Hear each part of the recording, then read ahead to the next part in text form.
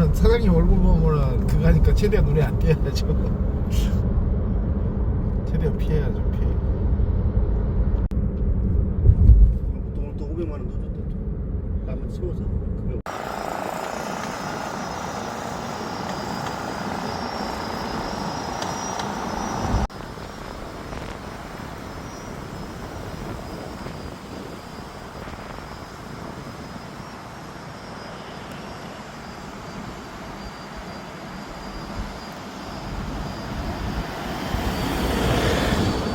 여러분 안녕하세요. 반갑습니다. 헤럴드 경제 서인주 기자입니다. 광주의 경제 부동산 아파트 소식들을 살펴보고 있는 유튜브 채널 함께 하고 계십니다. 여러분의 구독과 좋아요, 영상 제작에 큰 힘이 되고 있습니다. 구독, 좋아요.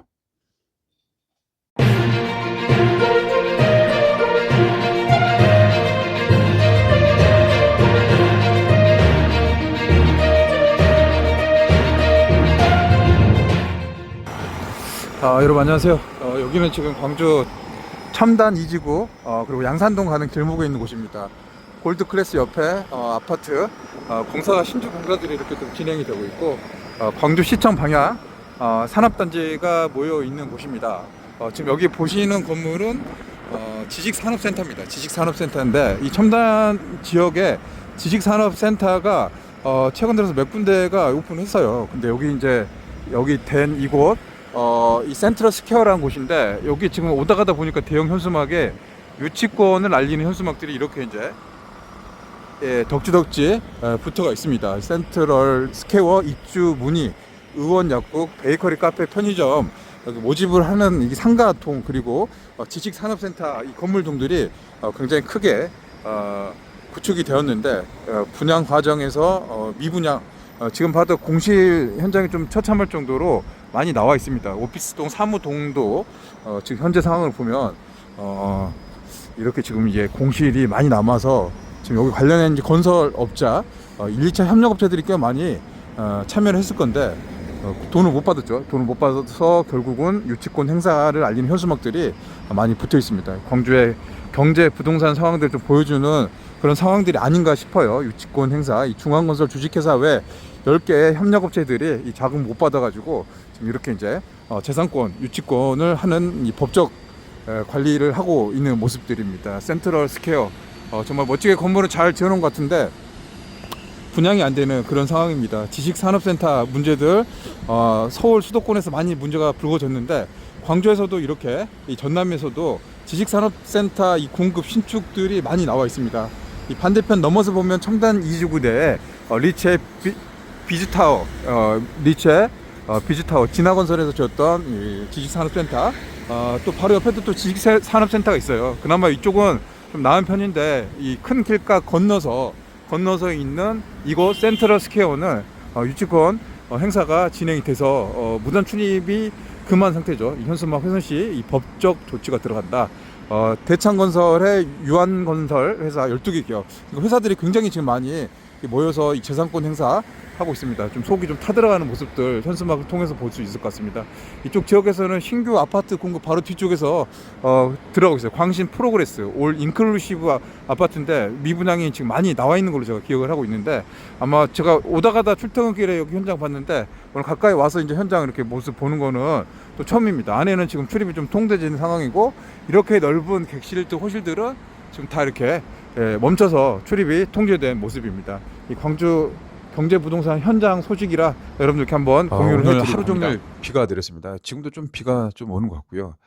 저희 살고 있는 아파트 바로 옆이 산이다 보니까 이제 봄, 여름으로 좀 넘어가고 있는 그런 계절의 흐름들을 느끼고 있는데 이 문을 열면 새 소리가 막 이렇게 들립니다. 되게 이제 산 가까운 아파트에 살고 있는 그런 혜택이지 않나. 이건 굉장히 좀 좋은 것 같다. 그런 생각이 좀 들었습니다.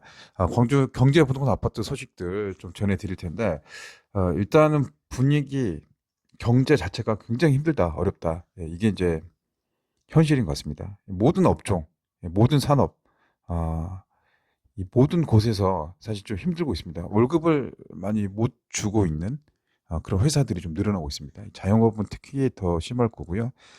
일자리, 고용을 좀 줄이려고 하는 자구책, 그래서 노동청에 인력 지원에 대한 사업 문의들이 크게 늘고 있다고 합니다.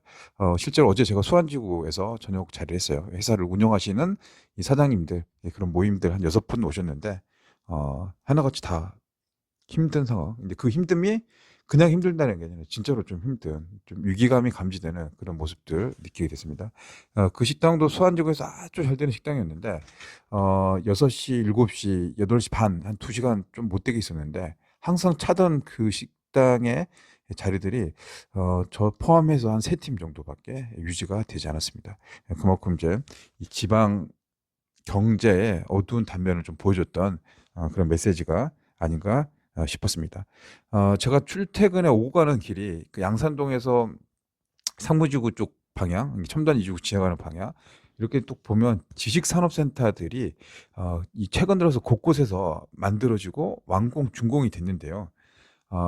기존에 이제 만들어졌던데도 공실이 많고 잘 유지가 안 되고 있는데, 가장 이제 최근에 만들었던 이곳도 준공된 지가 1년 가까이 되어가는 곳입니다. 그런데 이게 불이 안 들어와요. 저녁에 이 되게 큰 지식산업센터인데 불 들어온 곳이 없어요. 이상하죠. 예. 그래서 어제 제가 현장을 다녀왔어요. 갔더니 이게 뭐 충격적이게도, 이게 유치권이 덕지덕지 붙어 있습니다. 대형 현수막, 이 건설사들 한 20여 곳이 이 지식산업센터를 시공하고 작업을 진행했는데 돈을 못 받은 거죠. 그래서 이 권리 행사를 하는 그런 모습입니다. 이게 지방 부동산의 현재의 그 모습을 좀 보여주는 것 같은데, 이 아파트 미분양, 준공 후 미분양, 또 상가 공실, 지식산업센터에서 보는 그런 위기감, 건설사들도 돈 못 받으면 말씀드렸다시피 그 흐름들이 직원들을 자르고 고용을 해지하고, 회사가 부도나고 법정 관리되는 이제 그런 상황에 처해지지 않았나 싶습니다. 그 현장의 영상들을 좀 더 살펴보고 남은 이야기를 더 소개하도록 하겠습니다.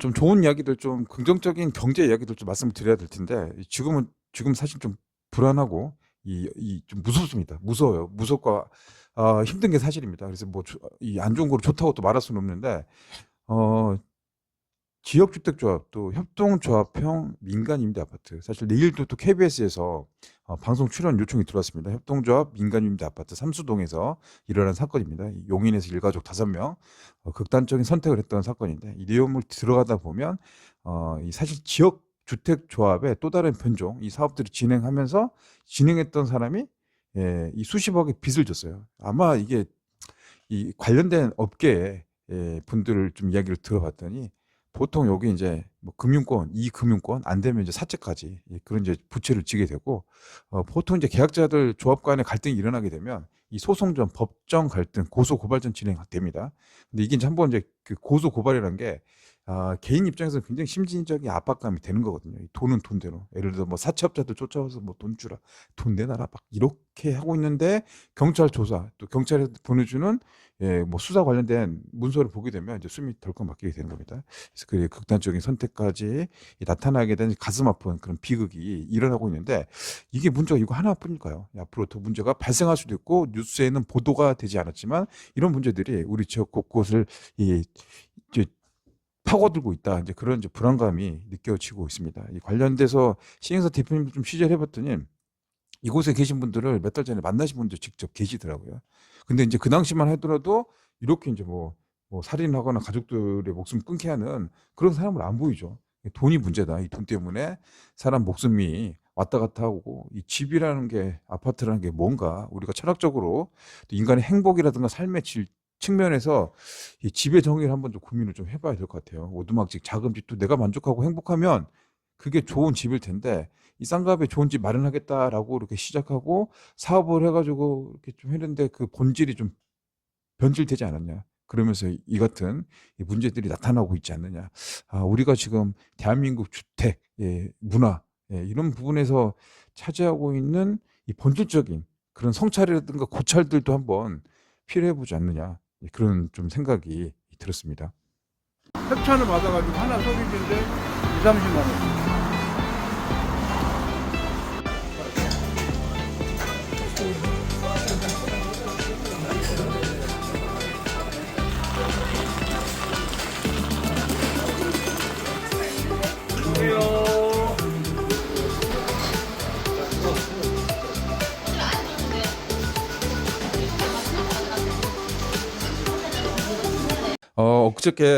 어저께 풍암 호수공원 다녀왔습니다. 이게 중앙공원, 이 민간공원 특례사업이 진행이 되고 있는데, 이 중앙공원이 굉장히 큽니다. 이 민간공원 특례사업으로 광주에서 10곳, 11곳의 이제 공원 부지를 개발하고 있습니다. 거기서 아파트를 져서 거기서 이제 이익을 얻어서 이 공공기업 형태로 공원을 개발하는 겁니다. 캠핑장을 만듭니다. 캠핑장은 34플롯 되고요. 5개 정도의 이렇게 고정적으로 운영할 수 있는 타이니룸, 타이니하우스라고 이렇게 해서 계획하고 있습니다. 여기는 아직 착공은 안 됐고요. 올해 한 6월 달부터 본격적으로 착공하려고 계획하고 있습니다. 사실상 정부라든가 지자체가 해야 될 일을 민간에 넘겨서 하는 그런 사업 방식입니다. 물론 뭐 취지 자체가 나쁘진 않죠. 그런데 이제 이게 뭐 공공기여금 주고 개발하다 보니까 분양가가 높아지게 된 이제 주범이지 않나, 그런 반대급부도 나타나고 있는데, 풍암호수공원, 이 많은 분들이 사랑을 하고 있는 광주의 이 대표적인 공원입니다. 호수공원은 광주 최고, 풍암동 금오지구에 계셨던 분들이 밤마다 또 아침 저녁으로 산책하거나 달리기, 러닝, 운동하는 아름다운 곳이죠.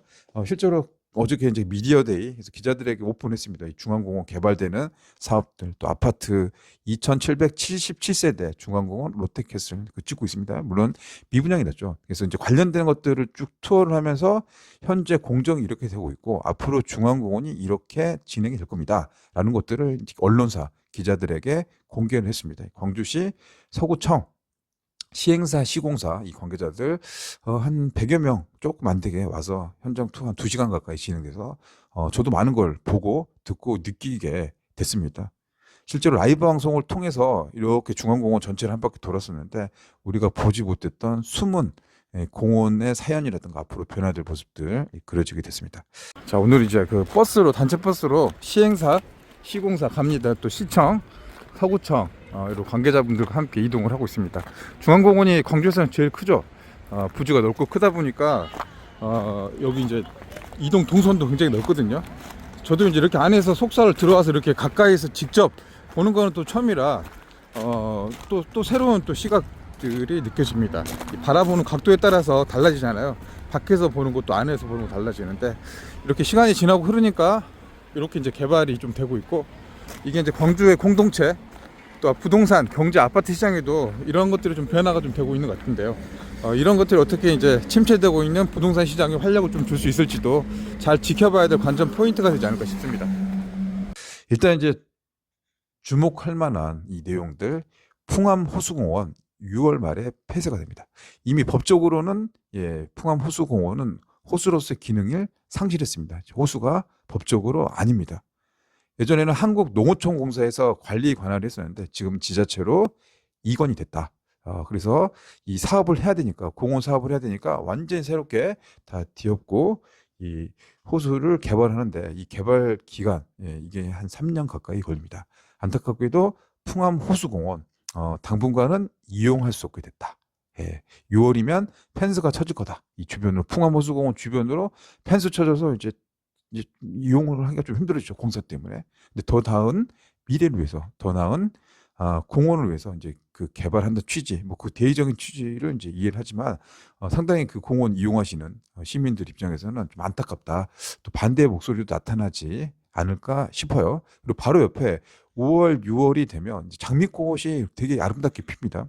이 장미 정원이 이쪽에 이제 한 구석이 구속돼서 이 광주의 명소로 자리를 잡고 있는데, 여기도 이제 없어져요. 이거 옮겨가지고 새롭게 옮깁니다.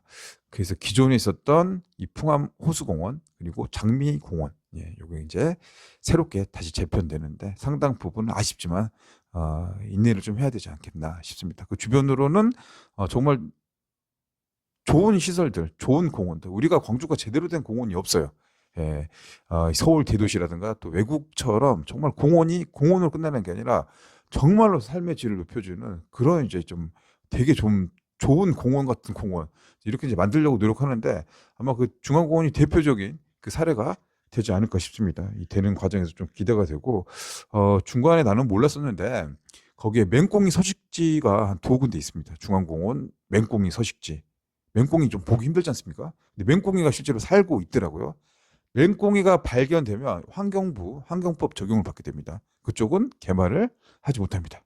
예, 그래서 실제로 이 공원을 지키려 했던 이쪽 라인들 몇 개가 예, 지금 손을 못 대고 있는 그런 상황들이 나타나고 있습니다. 이와 관련해서 이 중앙공원은 국가공원으로 지정될 가능성이 좀 높아지고 있습니다. 지금 국토부 뭐 입법들 개정들 이렇게 진행이 되고 광주시 과장이 어저께 이제 브리핑을 했었는데 아마 9월 정도면 국가공원 지정 아마 4개의 도시에서 동시에 이제 발표될 것 같은데 광주는 중앙공원이 유력해졌다. 국가의 돈으로 중앙공원이 잘 가꿔지고 나갈 것이다. 무등산 국립공원, 유네스코 지질공원 이 3곳의 국가공원을 광주는 보유하게 되는 도시가 될 건데 이게 광주 경쟁력 향상, 브랜드 가치 제고 그리고 광주 시민들의 삶의 만족도를 높이는 하나의 계기가 되지 않겠느냐라는 기대감이 높은 게 사실입니다. 이렇게 되면 중앙공원 롯데캐슬 지금 미분양이 많이 남아있죠. 2772세대 대형 평수 33평 중대형 평수 아직 그 물량들이 많이 남아 있는데 국가공원 지정되면 이게 조금 호재가 되지 않겠느냐라는 예측을 조심스럽게 해봅니다. 자, 그럼 다음 소식으로 넘어가도록 하겠습니다. 다음은 구독자님 소식입니다. 요즘 들어서 구독자님들 많이 뵙니다. 특히나 아파트 건설 관련된 행사장 가면 대부분 구독자님들이 좀 계시더라고요. 이렇게 반갑게 인사 나누고 예. 되게 반갑습니다. 가족 같은 느낌이 좀 들어서 아는 체 해주면 인사도 하시고 예, 또 악수도 하고 또 되면 차도 한잔 하고 그랬으면 좋을 것 같습니다. 예, 구독자님 덕분에 또 이 방송을 꾸준하게 할 수 있는 그런 힘이 될 수가 있죠. 구독과 좋아요 예, 감사합니다. 사랑합니다, 여러분. 예.